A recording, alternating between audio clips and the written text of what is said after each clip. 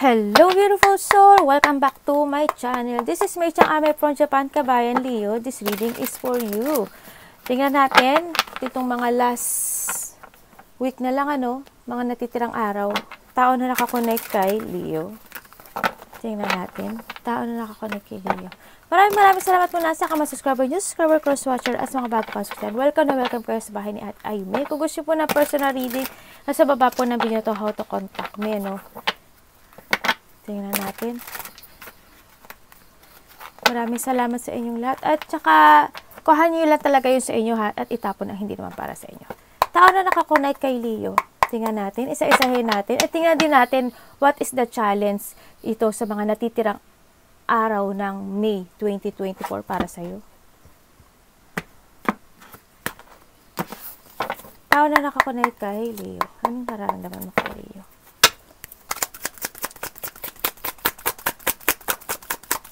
Vision? Uy! Oh, ayun, dami niyang gustong sabihin. Oh!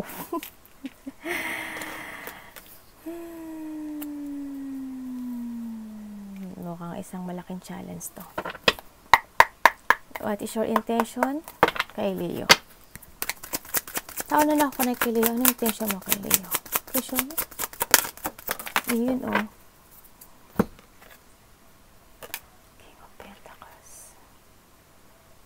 Ito, Pentacles. Nako.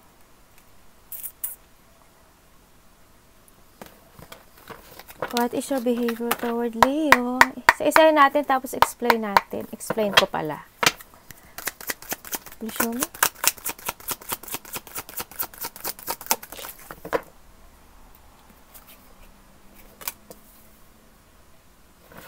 Leo, ano bang nararamdaman mo dito sa tao na to? Please show me, Leo. We have the Temperance, Ang ano.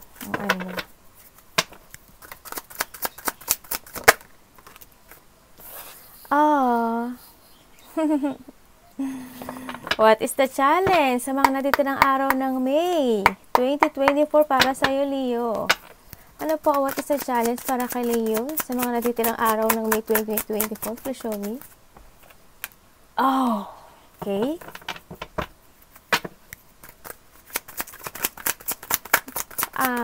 Ano ba ito? Nakalimutan ko. The advice. Please show me. Salamat, universe. Okay. At syempre, overall energy ni Leo po sa mga natitirang araw. Hello, Leo. Wow. Seven of Pentacles and the Chariot. Okay, ang nararamdaman niya sa iyo is the Queen of Swords and the Lovers. Oh my God. Bakit? Tao na nakakonect kay Leo. Sasaktan siya, oh. Ano, bakit Queen of Swords and the Lovers ang nararamdaman mo kay Leo? Bakit?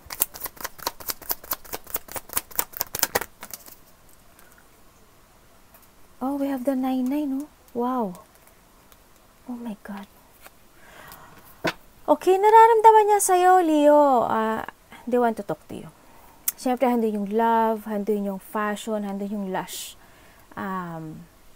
Gusto niya makipag-union sa'yo. They want ng open communication when it comes sa'yo. Ikaw yung inaasam-asam niya. Ikaw talaga yung gusto niya para sa kanya.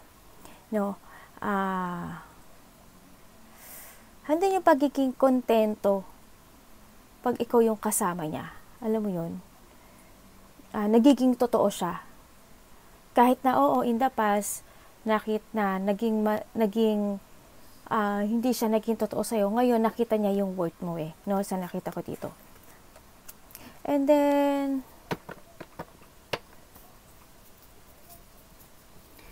wini-wish ka niya, sa nakita ko dito. Pero hindi yung sa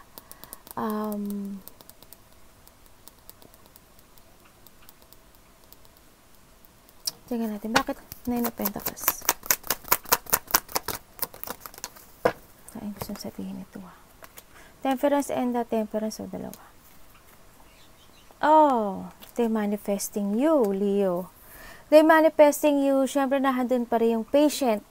Kung nasaan man siya kayo, nagtitiis at nagtitimpi siya. Gusto niya mag-apology sa iyo. Yun ang nakikita ko sa kanya, no? Handun yung love. They want to commit you. Nakita ko naman may feelings kayo. Siguro in the past, no? So, nakita ko dito. Ang nakita ko ay pagka-soulmate mo ata ito, no? Kasi nakita ko sa kanya, Soulmate kayo. Bakit, ano to? Two of Pentacles and King of Pentacles. Ang intention mo sa kanya. Ow. Bakit? They want forgiveness. Babaliktad yung card niyo. Intention niya sa'yo is handito yung part na hindi niya maayos yung sarili niya. Hindi kanya kayang hawakan panghabang buhay. Or hindi kanya kayang parang handid pa rin, parang nailet ko ka na lang niya, ganun. Intention niya, ikaw yung parang, ikaw yung malaking opportunity na mawawala sa akin. Kasi handun siya sa situation na may mga few options siya na kailangan, na hindi niya kayang magpumili sa ngayon. No? Or maaring kung doon siya, girl, nakapili siya, yun ang pinili niya, no? Sa nakita ko dito.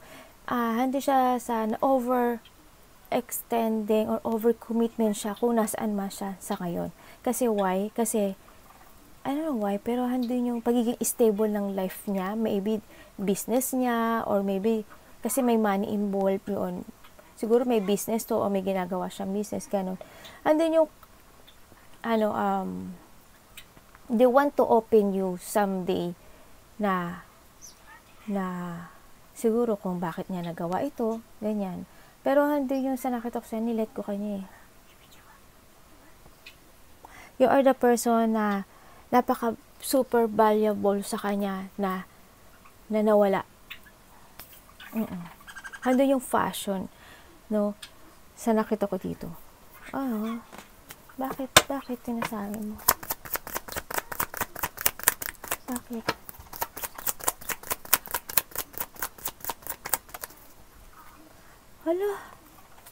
Halo ko na.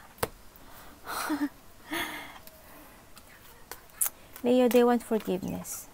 Gusto niya makapag-reconciliation sa'yo, no, sa nakita ko dito. Pero hindi yung sa, may few options kasi siya, no.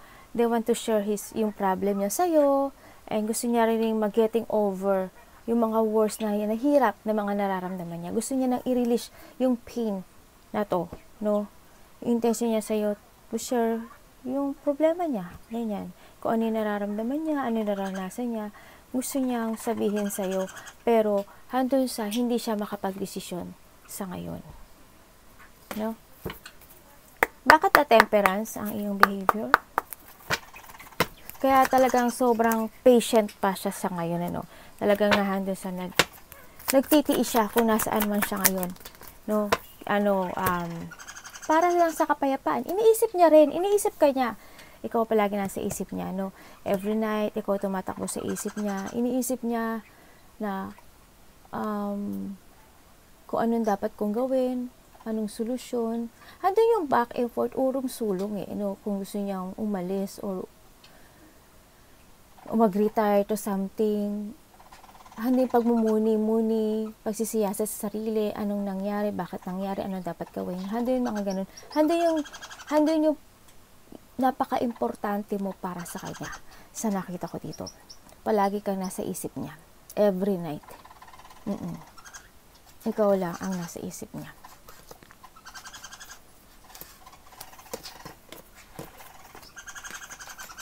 Mahalaga ka sa kanya. Leo, bakit 6 of Cups? Please show me. Bakit 6 of Cups ang nararamdaman mo sa tao na to? Please show me. Oh.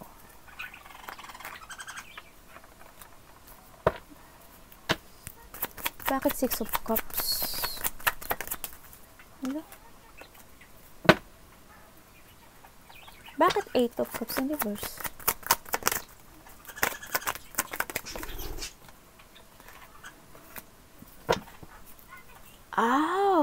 Okay.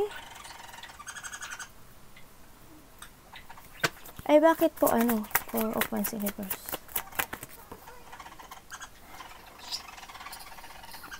Okay. Okay, nandito yung sa part na, naiisip mo siya. Naalala mo yung mga the past, no? Naalala mo yung sa inyong dalawa. Naalala mo din na dumating ka sa time na ilang beses mong tiray na mabuong muli yung situation nyo. Ilang beses mong tiray na baka maging masaya at maging okay ang lahat. Pero handun sa part na dumating na yung time na parang you feel na hindi ako nag-achieve. Parang you feel na parang hindi pa pala ako sapat para sa kanya. No? Hindi pala yung parang may kulang. No? Ganon. Parang, bakit ganon may kulang? Parang hindi pa ba ako karapat-dapat para sa kanya? Pero pinilit mo naman Leo. Pinilit mo yung dumating ka sa time na kahit na alam mo na wala na siyang nararamdaman sa'yo, nararamdaman mo nagiging malamig na sa sa'yo, pero pinilit mo, hindi ka umalis hindi ka umalis dun kumapit ka, ikaw yung kumapit, kahit na-feel mo na pinupush away ka na niya, pinilit mo pa rin pero hanggang sa dumating na parang naano mo yung sarili mo na parang siguro kailangan ko nang umalis. No, siguro kailangan ko mag-growth, kailangan kong bumitiw dito sa sitwasyon. Yun yung nakita ko sa'yo. Parang pinag-isipan mo, naghintay ka. Naghintay ka sa kanya. Baka sakaling bumalik yung dati. Ganun. Yun, hanggang sa nakapag-decide ka na i-focus na lang yung sarili mo for the future. Sa trabaho mo, sa financial mo, sa pera mo, sa stability mo. Oo, naalala mo siya. Oh, God. Bakit po 4 of Cups is the challenge para po kay Leo? Sa mga natitirang araw nito May 2024 presyon. Bakit po?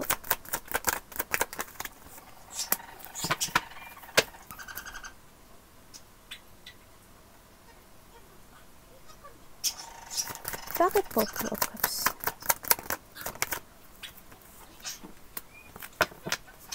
Okay. Your challenge for this natitirang araw ng May 2024 is, yung challenge mo is to meet new person, to meet another person, or yung makipag-communicate ka sa mga tao. No, sa nakita ko dito, nandito yung mga part na parang pag-wait or maraming, kumbaga, there's an opportunity ako nakikita sa iyo no? Ayan tingnan mo. May mga opportunity ako, maraming makikipag-communicate or makikipag-usap o collaboration dito. Friend, new friend, something yung iba dito may mamimit kayo by internet or social media, yun na nakita ko. Basta mga new person, ganyan, na nagkakaroon ng, I don't know why, bakit? Parang there's something dealing. Hindi ko alam kung trabaho to. No? Basta may dealing May dealing, nakita ko rin may recognition. May mga questions akong nakikita. Tingnan natin. Parang may mga offer or question. Tingnan natin. Ano po yung 3 of Cups?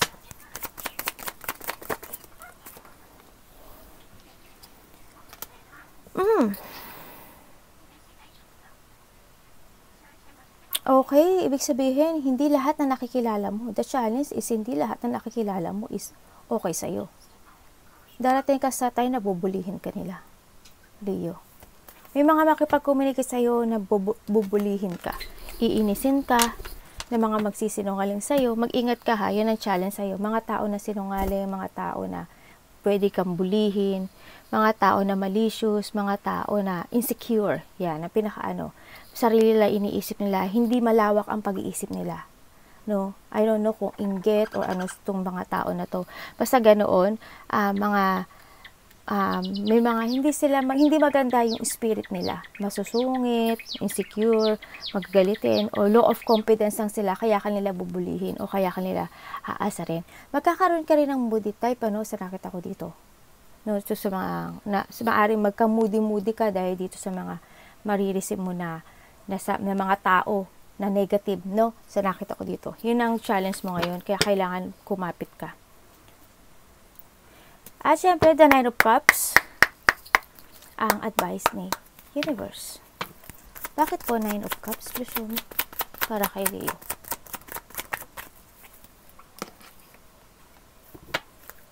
Bakit po Nine of Cups? Wow. Tingnan mo, oh. Oh my God, Leo. Mukhang may habol. Someone want to chase you. Nakita ko dito. The advice is, tuloy mo lang yung pagiging advisor mo, yung pagiging malambot ang puso mo. You need to follow your heart. Gawin mo yung fashion mo, gawin mo yung gusto mo. And then, advice niya rin sa'yo na protektahan mo yung sarili mo, lalo na sa mga taong insecure at pwedeng bulihin ka. Protektahan mo yung energy mo, depensahan mo yung sarili mo kapag alam mong tama ka. Okay? Ang sinasabi rin dito na maging matalino ka, yan, more on communication, and then kalma lang. Kung ano yung mga mangyayari, you need to be calm, no? And then intindihin mo na lang yung mga tao na pwedeng mambuli sa'yo, mga tao na may insecure sa'yo, mga tao na pwedeng kasi hindi lahat ng tao na makipag-communicate sa'yo is totoo. Intindihin mo na lang, siguro sila is may pinagdadaanan hindi maganda sa buhay, kaya nila nagagawa yun, o talagang inis lang sila sa buhay nila na meron sila na wala, na meron sa'yo. Maaring inggit or ano man yan, kung ba't sila na-insecure. Yun, intindihin mo na lang sila, no? Si Universe na at si Lord na ang magbabahala sa kanila. Kasi magkakaroon ng may mga mag-under attack sa'yo, ganyan, may mga challenging kasi ako nakakita sa'yo. Yan, protect yourself, stand up for your beliefs, panindigan mo kung ano yung tama, kung ano yung gusto mo panindigan. And then nakita ko rin dito, magiging busy ka rin, no? Sa nakita ko dito. Maraming makipag-communicate sa'yo, no? Sa nakita ko rin dito, maaring iba dito sa ibang lugar or ibang bansa manggagaling, no? Or baka may namimit ka ng ganun, no? Sa nakita ko dito. And syempre, the overall energy is the Chariot Universe and the, Seven of Pentacles. Show me. Oh. Bakit po?